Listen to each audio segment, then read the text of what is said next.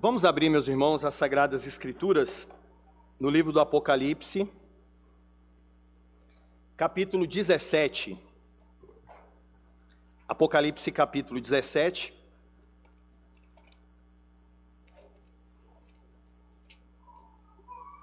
Acompanhe comigo a leitura da palavra do Senhor.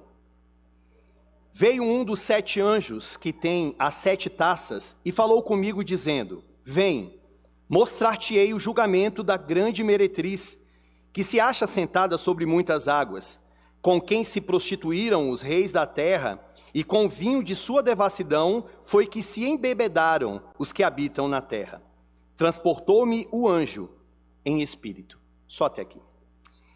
Amado Deus, fale, Senhor, fale conosco. Fale conosco, Deus, queremos ouvi-lo, queremos entender a Tua palavra, queremos entender o que o Senhor, em vários momentos desses 66 livros, fala sobre essa grande Babilônia, essa grande meretriz. Seja conosco, Deus, nesta manhã, descortine-nos, desnude esse texto, deixe-o claro para nós. Que este sermão, Senhor, seja para a Tua glória, Deus Pai, seja centrado no Senhor, Deus Filho, e seja na direção do Senhor, Deus Espírito Santo. É o que eu lhe peço. Amém. Meus irmãos, William Hendricks, em sua obra Mais que Vencedores, uma obra clássica para os estudiosos do livro do Apocalipse, ele mostra que o capítulo 17, ele entra em uma nova seção deste livro. O 17 até o 19, ele vai falar sobre a grande meretriz, ou também conhecido como a Grande Babilônia. O que temos aqui, nesses capítulos, é uma expansão daquilo que nós já vimos na sessão anterior, no capítulo de número 16. Porque lá no capítulo 16, nós vimos a 6ª e a 7ª taça, que falou sobre o juízo final, falou sobre o fim, a destruição de todas as coisas. E lá também fez menção da grande Babilônia. Foi mencionado ali a destruição deste mundo mal. Só que agora, o que nós temos aqui nessa nova sessão? Uma ampliação dessas informações que vimos lá atrás. Vejam que, para quem interpreta o livro do Apocalipse de uma forma cronológica, linear, ele vai ter sérios problemas de interpretação. Por quê? Se lá no capítulo anterior falou sobre a Babilônia e sobre a destruição da Babilônia, e agora? Por que está falando de novo? Então, como que eu vou entender esse livro de uma forma linear, se falou da destruição dela no capítulo 16 e no capítulo 17 faz menção de novo? Então, isso mostra para nós que nós só podemos entender este livro de uma forma cíclica. O que temos aqui é a história, de novo, a partir do versículo do capítulo 17, ela sendo recontada e agora trazendo uma nova ênfase. A ênfase do capítulo 17 e 18 é sobre essa grande Babilônia, o mundo, com seus atrativos e aquilo que Deus vai fazer com todos aqueles que seguem o mundo em detrimento de segui-lo. Mais uma vez, citando William Hendricks, ele mostra que no livro do Apocalipse existem 3 inimigos de Deus, que estão bem claros aqui. Nós temos o dragão, nós temos o anticristo, o falso profeta, temos os adoradores da besta, que são os ímpios, e também a Babilônia.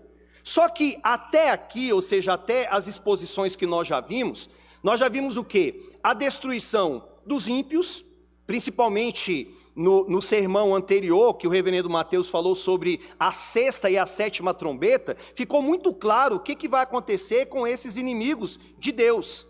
Veremos agora o outro inimigo, que é a Babilônia, e lá no capítulo 19, outros 2 inimigos, que é o anticristo e o falso profeta. E aí, por fim, no capítulo de número 20, até o último capítulo, que é a última seção do livro, veremos então o último inimigo de Deus, que é o dragão, sendo destruído. Ou seja, o que esse livro aqui estava mostrando para o século I, as pessoas que estavam sofrendo naquela época, é que todos os inimigos de Deus serão destruídos.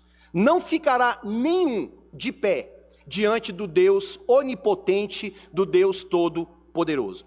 Então, meus irmãos, hoje nós veremos 3 descrições deste inimigo de Deus, que é a grande meretriz ou a grande Babilônia. Veremos isso em 3 pontos. Primeiro, essa Babilônia, ela é uma imitadora da igreja de Deus. Segundo, ela influencia, assim também como faz a igreja, só que de uma forma negativa. E em terceiro lugar, nós veremos que essa Babilônia, ela já foi julgada por Deus. Então, 3 pontos que Deus possa falar conosco. Em primeiro lugar, essa grande meretriz, ela é uma imitadora da igreja de Deus. Olhe para o versículo de número 1.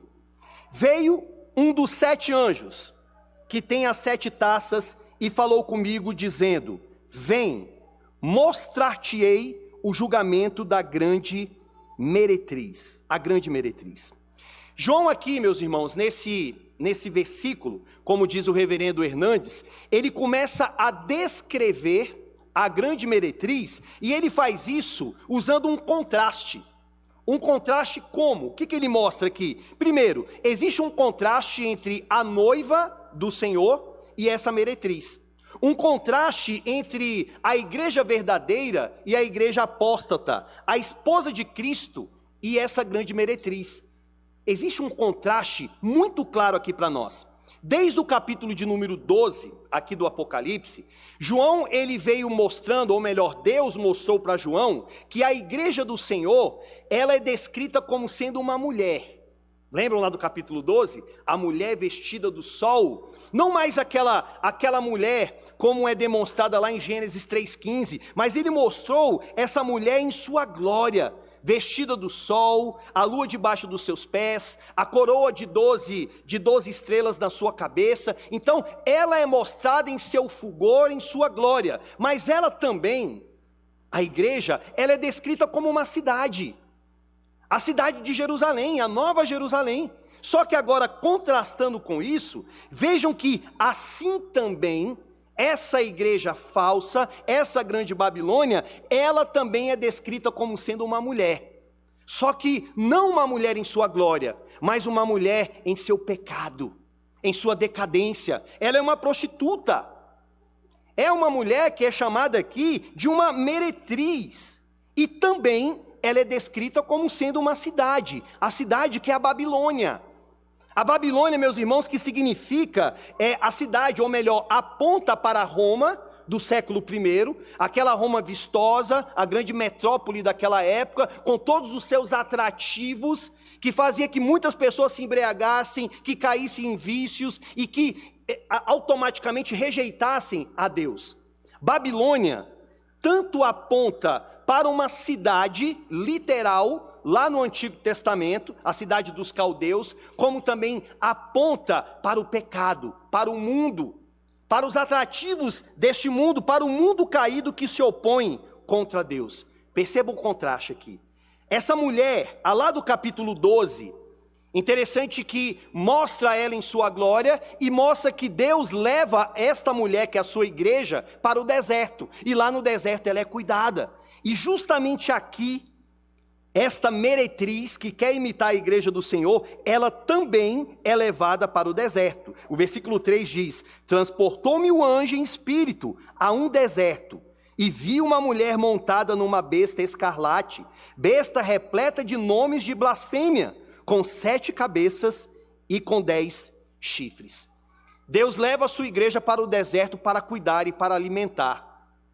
E esta meretriz também está no deserto, alimentando os seus súditos com o veneno do pecado, alimentando com tudo que não presta. Então, meus irmãos, vejam que esta mulher aqui, essa meretriz, ela tem uma função precípua de iludir, tentar, seduzir as pessoas para longe do nosso Deus. Por isso que ela é chamada de meretriz. É isso que ela faz, ela ilude, ela encanta, e ela acaba levando aqueles que vão até ela para onde? Para longe do Senhor.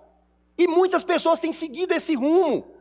Esse caminho que não é estreito, mas é o caminho que é largo. Essa porta que é tão atrativa para tantas pessoas. E eles têm ido cada vez mais distante de Deus. diferentemente do povo do Senhor, diferentemente da igreja que, em vez de afastar as pessoas de Deus, a igreja ela tem atraído as pessoas até o Senhor através das suas obras santas. Não através da prostituição, não através dos vícios, não através da sensualidade. Esse texto mostra para nós um contraste.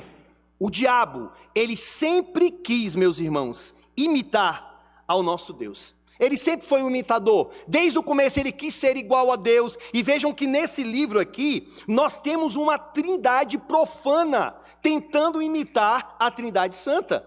O dragão imitando o Pai, o anticristo imitando o Filho, o falso profeta imitando o Espírito Santo.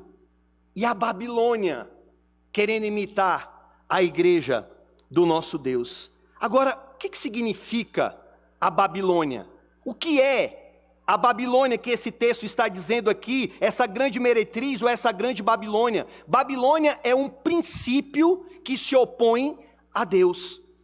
Babilônia é tudo aquilo, meus queridos irmãos, que nos atrai para um mundo que nos afasta do Senhor. É o mundo com a sua cosmovisão caída, com as suas deturpações, com seus vícios, imoralidades, cultura decaída, deprimente. Tudo isso é a grande Babilônia. Como eu disse, lá no Antigo Testamento era uma cidade, mas aquela cidade se tornou um protótipo para falar da Babilônia como um todo. A Babilônia é todo um princípio contrário a Deus. O reverendo Joel Bick, falando sobre a Babilônia, ele diz assim: o que é a Babilônia? É a capital do reino do anticristo. Assim como a Jerusalém é a capital do reino de Deus.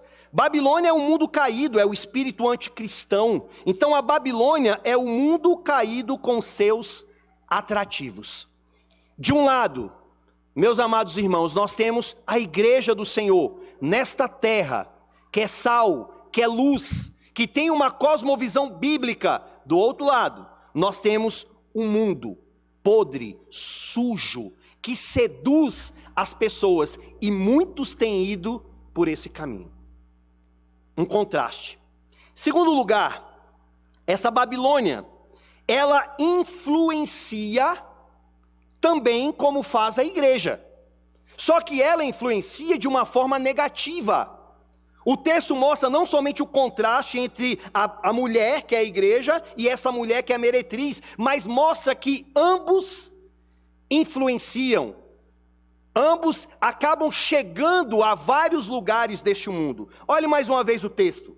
Veio um dos 7 anjos que tem as 7 taças e falou comigo dizendo: vem, mostrar-te-ei o julgamento da grande meretriz que se acha sentada sobre muitas águas, com quem se prostituíram os reis da terra, e com o vinho de sua devassidão foi que se embebedaram os que habitam a terra. Eu gostaria de enfatizar aqui o estar sentada sobre muitas águas. O que significa isso?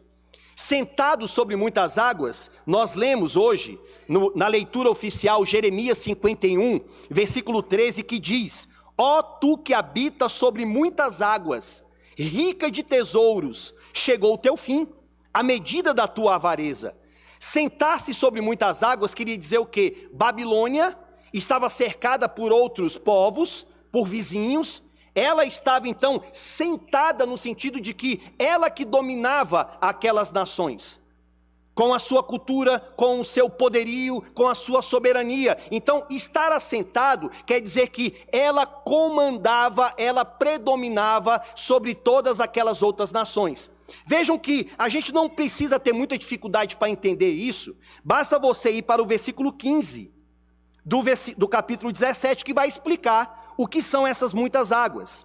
Diz aí: falou-me ainda, as águas que vistes, onde a meretriz está assentada, são povos, multidões, nações e línguas. Então, isso que significa essas águas.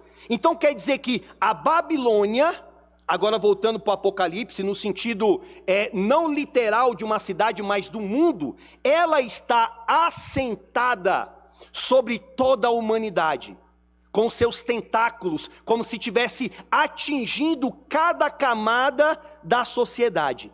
Para a gente entender isso aqui, eu gostaria de ilustrar com o que a gente via lá no começo do século I. Nós tínhamos os judeus, os romanos e os gregos.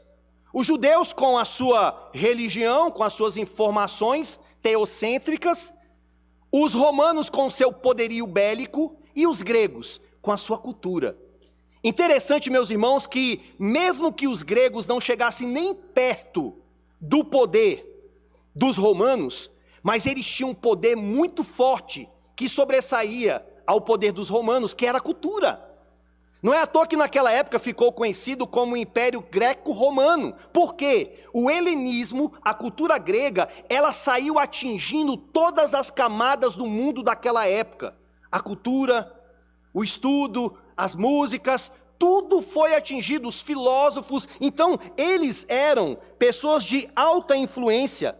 Tanto que a língua daquela época, qual que era a língua oficial? O grego. Como se fosse para nós hoje o inglês, que é a língua oficial, e também tinha nessa época. Então a literatura deles era forte, a música era forte, os filósofos, a educação, e até os judeus mais radicais se renderam ao helenismo. Nós temos lá os judeus de Alexandria, com aquela grande biblioteca naquela região. Agora, o que eu quero dizer com isso aqui? É que a Babilônia, ou esta mulher que está sentada sobre muitas águas, quer dizer que o mundo, com a sua cosmovisão caída, tem atingido também todas as camadas desta terra, com seu ensino nefasto, com seu ensino falso. Ou será que não é assim, meus irmãos, que a gente tem visto? Vejam as músicas hoje, obviamente não generalizando, mas quanta música que é uma porcaria, que denigre as pessoas como a imagem e semelhança de Deus. Músicas que colocam a mulher como se fosse uma coisa qualquer, um objeto na mão dos homens, rebaixam a mulher, rebaixam o homem. Nós temos também um cinema que hoje está extremamente medíocre por causa dessa cosmovisão falsa deles. A literatura. Chega num local para comprar um livro, um bom livro, é difícil, meus irmãos. E o que dizermos da educação dos nossos filhos? O cuidado que temos que ter desde pequenininho. Tem hora que alguns pais não ligam muito para isso, mas o que os nossos filhos estão aprendendo nas escolas? O que eles estão ensinando? Qual é a cosmovisão lá? Será que é uma cosmovisão neutra? Tem uma obra que eu considero, duas obras, quase que como proféticas, se eu posso dizer assim. Uma obra é do Gary DeMar. Quem controla a escola, governa o mundo. E a outra é de um brasileiro, de um presbítero nosso, Solano Portela, que é a obra O que estão ensinando aos nossos filhos. Leiam essas duas obras. O que os nossos filhos estão aprendendo na escola? Meus irmãos, muitos deles, já desde pequenininho, já começam a aprender coisas contrárias à palavra do Senhor, coisas contrárias a Deus. Lá dizem os professores, aqui é ciência, lá na tua igreja é religião. Então, desde pequeno, eles já estão acostumados a verem essa dicotomia e a enxergarem o quê? Ciência é factual, religião é uma questão hipotética. Religião é uma coisinha besta, boba, que os pastores têm ensinado às pessoas. Então, vejam, meus irmãos, que é isso que essa cosmovisão tem feito neste mundo. O mundo, a Babilônia que está sobre as águas. Tem um livro muito bom também do James Sari, O Universo ao Lado. O que ele mostra é o quê? Que existe um universo ao nosso lado. Um universo de ideias, de pensamentos. E esse universo quer dizer o quê? Existe uma outra cosmovisão que não somente a cosmovisão cristã. Você pode estar ao lado de uma pessoa que pensa completamente contrário às Sagradas Escrituras. Mas o pior, meus irmãos, é que essa Babilônia, ela não está somente lá, mas essa Babilônia está na mente de muitos crentes. Tem muitos cristãos que têm uma cosmovisão toda bagunçada. Você não sabe se ele é crente, se ele é espírita, se ele é católico, se ele é mundano. Você não sabe o que ele pensa. São crentes que muitas das vezes acatam e aplaudem a pauta mundana do mundo. Do que o mundo tem ditado, o que o mundo tem falado.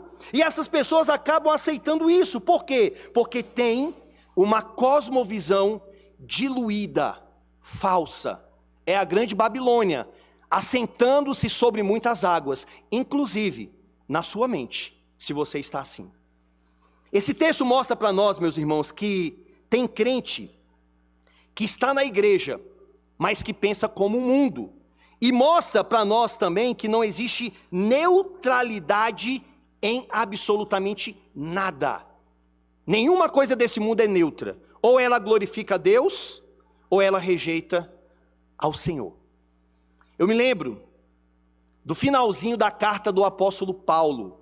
O apóstolo Paulo já velho, o apóstolo Paulo já prestes a ser decapitado, e ele traz ali várias informações, e uma que me chama muita atenção, de duas pessoas. Um homem chamado João Marcos, e o outro chamado Demas. Interessante que diz lá a palavra do Senhor, que João Marcos ele começou mal, mas ele terminou bem.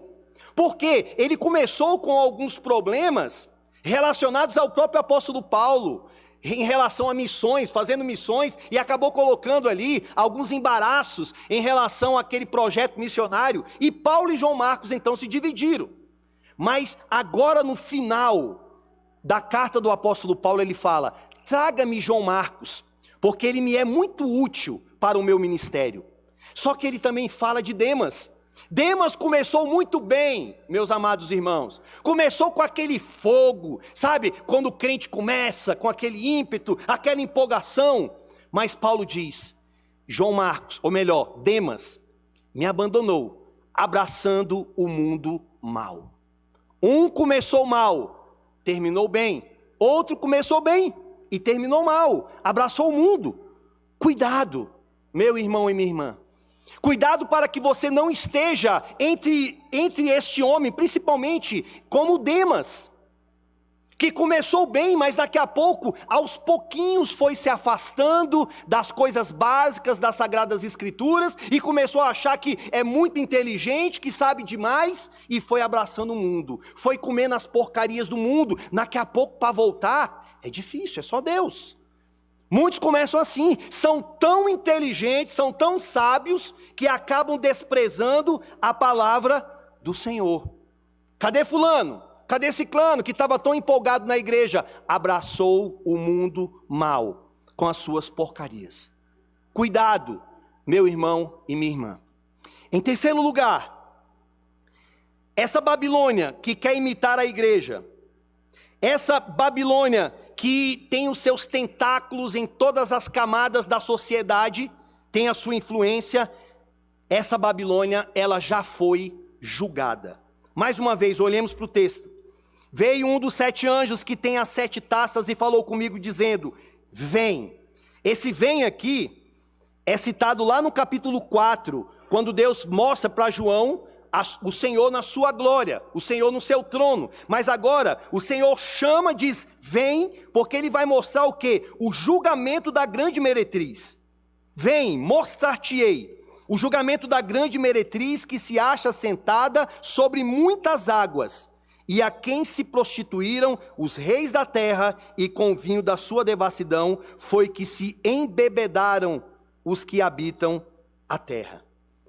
O grande julgamento dessa grande meretriz.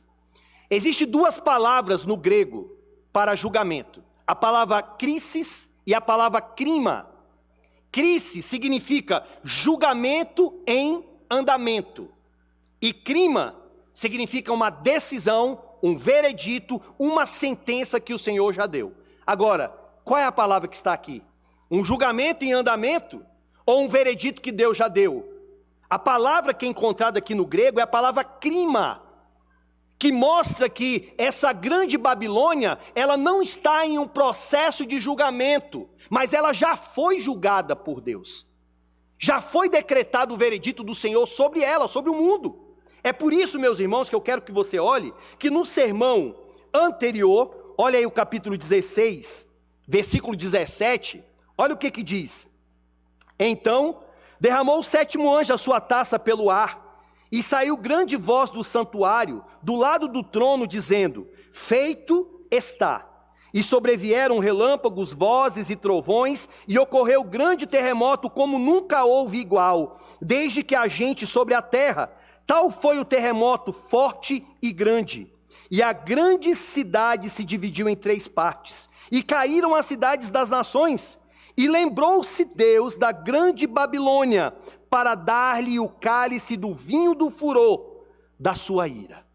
A Babilônia, que lá na sessão anterior, no juízo final, Deus já mostrou, ela caiu, ela foi destruída. Então o Senhor não vai julgar, o Senhor já julgou esse mundo mau, já julgou os oponentes de Deus. Obviamente vai chegar um dia que todos vão comparecer diante de Deus e vão receber o veredito que já é sabido. Se está em Cristo é absolvição, é salvação. Se está sem Cristo é condenação. Não há como, meus irmãos, ter um perdão depois que morreu. Depois disso segue-se então o juízo. Agora, por que Deus já julgou?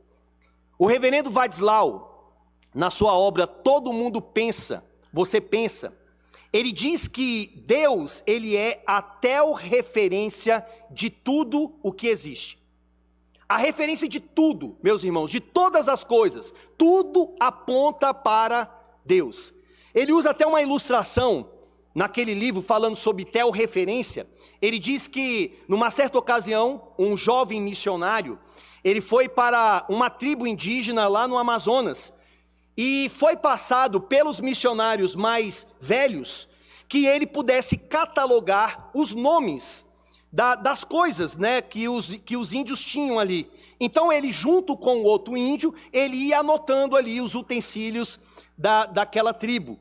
Só que depois ele voltou para dar um relatório para o missionário mais velho. E ele disse assim, olha, eu cataloguei, anotei os nomes, só que eu achei estranho que por mais de 20 coisas, utensílios, todos eles tinham o mesmo nome. Eu achei estranho. Eu apontava para uma coisa, eles davam aquele nome, e apontava para outra o mesmo nome. Aí o missionário mais experiente falou, como é que você fez isso? Ué, eu só apontei. Eu apontei assim, aí ele me falava, eu apontei e ele também me disse. Ah, sabe qual foi o erro? É que quando você estava apontando, na verdade, eles estavam dando o nome do seu dedo indicador. Por isso que por 20 vezes você recebeu o mesmo nome. A maneira como aquela tribo, ela indica alguma coisa, é através do beiço. Ele levanta os lábios e está mostrando bem assim, ó, o que é isso? O que é aquilo ali? E como ele não sabia, mas a ideia ali do reverendo Vadislau é dizer, tudo aponta para Deus. Deus é a referência para tudo. Deus nos criou de uma forma análoga, de uma forma pactual e dialogal, de maneira que todos nós devemos pensar os pensamentos de Deus. Mas o que isso tem a ver com o texto, pastor? Tem a ver porque as pessoas do mundo não têm colocado Deus como referência para a sua vida. Eles que são referência, ou outro que é referência, seja um cantor, seja uma atriz, são essas pessoas que passam a ser referência para eles, quando na verdade a referência deve ser o próprio Deus. E quando o homem se faz Deus nessa terra, ou quando o diabo quis ser igual a Deus, Deus não tolera isso, porque Deus não pode aceitar que haja 2 eternos na terra. Por isso que Deus condenou, por isso que Deus puniu, meus amados irmãos. Eu quero concluir com algumas breves aplicações. Essa grande meretriz que nós vamos ver bastante ainda durante uns 3 ou 4 sermões. O que nós aprendemos aqui? O capítulo 17, ele mostra que deve haver diferenças claras e substanciais entre nós e o mundo. Essa diferença deve ocorrer, meu irmão. Tem que ficar claro a postura do mundo, a cosmovisão do mundo e a cosmovisão do povo de Deus. Isso em todos os sentidos. De maneira que, 1 Coríntios 10, 31, que diz, quer comais, bebais ou façais qualquer outra coisa, façam tudo para a glória de Deus. Então qualquer coisa que eu e você façamos, tem que ser para a glória dele. O meu namoro, o meu casamento, as minhas conversas, a música que eu escuto, aonde eu me assento, com quem eu converso, com quem eu estou, no meu trabalho, toda a minha postura tem que ser uma postura diferenciada. Diferenciada. O texto está mostrando claramente, o mundo, uma igreja profana age assim, mas o povo de Deus age de uma maneira diferente. O mundo é atraído por esta prostituta, que bebe do seu vinho, que se alimenta do seu corpo, dos seus prazeres. A igreja de Deus, ela pensa diferente. A igreja de Deus, ela age de uma forma diferente, meus irmãos. Como você tem agido no seu namoro, no seu casamento? Pense bem, esse texto fala muito. Como que muitos pais lá no mundo agem, não estou generalizando, agem com seus filhos. Maltratam, humilham. É uma postura mundana. Como que nós devemos agir? Como que as pessoas tratam as mulheres lá fora? A gente fala do feminismo, está errado. Mas também, existe também o machismo, existe também homens que acabam, que humilham as suas mulheres, e muitos, pelo pseudo-intelectualismo reformado, acham que tem que ser o machão, de fato tem que ser macho mesmo, mas o que é ser macho? O que é ser homem de Deus? Não é maltratar, não é humilhar, não é acabar, não é menosprezar com a esposa. Essa é uma postura do mundo. A postura do homem bíblico é outra. A postura de uma mulher de Deus é outra. A postura de um filho que no mundo destrata a mãe, destrata o pai, bate, humilha. A nossa postura é outra. Eu honro meu pai, eu honro a minha mãe, eu respeito os mais velhos. Então são coisas, meus irmãos, que tudo está aqui dentro. A grande meretriz, o mundo, com seus atrativos. Sabe aquele famoso crente, que eu não vou nem citar o nome que é dado, porque parece estar falando de uma pessoa, mas é aquele que tem um pé na igreja e o pé no mundo? Isso não deve caber para nós, meus irmãos. É bem verdade que nós estamos no mundo, é bem verdade que nós temos sérias dificuldades ainda. Nós temos coisas entranhadas dentro de nós, e tudo isso aqui que eu estou falando, não é um legalismo, faça, vai e faça, dependa da graça de Deus. É uma graça que te salva, é uma graça que te ajuda em tudo que você for fazer. Não é começar com a graça e terminar com obras, mas é comece com a graça, continue com a graça. Vai até o final. Aprendemos também com esse texto que a Babilônia, ela continua seduzindo homens e mulheres para estilo de vida degenerados. A Babilônia continua fazendo isso. Olha o nome dela, meretriz, da onde vem a palavra porneia, que é uma palavra muito ampla sobre prostituição. Então, esta meretriz, ela tem atraído muitas pessoas. E eu fico pensando aqui se Deus não está falando contigo nesta manhã, especificamente, no meio de uma multidão dessa aqui. Eu tenho certeza que Deus deve estar falando aqui diretamente com você. Tem alguma coisa que você está fazendo, agindo, que você sabe que é contrário à Bíblia? Que você sabe que não precisa levantar, como muitos acreditam aí, um profeta e falar detalhadamente, porque o profeta, a profecia está aqui, é a palavra de Deus, e você sabe se você está agindo de uma forma correta ou não. E se você está andando de acordo com o mundo, nesta manhã, se arrependa, pare o que você está fazendo. Volte-se para Cristo, volte-se para o caminho, saia desta feira das vaidades, como disse ali John Bunyan, e volte para o caminho correto, para o caminho do nosso Senhor. E por fim, meus irmãos, nós aprendemos aqui do capítulo 17, que o capítulo 17 mostra para nós que o mundo é de Cristo e foi feito por Ele, para a glória dEle, e nós não temos o direito de fazermos aqui, neste mundo dEle, o que quisermos. O mundo é de Cristo, foi feito para a glória de Cristo, reluz os atributos do nosso Senhor. Você e eu não temos direito de fazermos o que quisermos aqui neste mundo dEle. Amém, meus irmãos? Rejeitem a grande Babilônia, fuja dessa meretriz que já foi julgada pelo nosso Senhor. Vamos orar. Querido Deus, maravilhoso Senhor, obrigado, Deus amado, pela leitura, exposição da Tua palavra, pelas instruções que nós temos aqui, meu Senhor, aonde somos instruídos de que existe um contraste muito claro entre o mundo e entre a Tua igreja, que está neste mundo, mas que não deve pensar como o mundo faz. Devemos pensar após os Teus pensamentos, devemos andar segundo a Tua palavra, e na força do Senhor, não na nossa. Meu Deus, se porventura, nesta manhã, ouvindo este sermão, algum irmão ou irmã, ou alguma pessoa que está conosco, está aí, Senhor, entranhado, emaranhado neste mundo mal, e não consegue se desvencilhar. Eu peço, meu Deus querido, que o Senhor possa ajudar esta pessoa, intervir na vida desta pessoa, porque tanto querer quanto realizar vem de Ti, Senhor. É o Senhor que pode mudar as inclinações do nosso coração.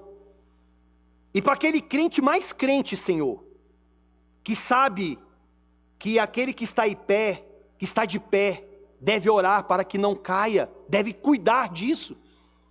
Se porventura saiu do caminho, faça com que ele volte, Senhor. Faça com que ele volte de novo, Deus, a andar segundo o que o Senhor quer. Que nós possamos andar, como diz o Salmo 1, não de acordo com o mundo, na roda dos escarnecedores, mas meditando na Tua palavra, Senhor, tendo prazer nela, de dia e de noite. É o que eu te peço, amado Senhor, a começar em mim, Deus. Mude, Pai, uma série de coisas que o Senhor sabe que não te agrada, e faça isso também na vida dos meus irmãos, para a glória de Cristo. Amém.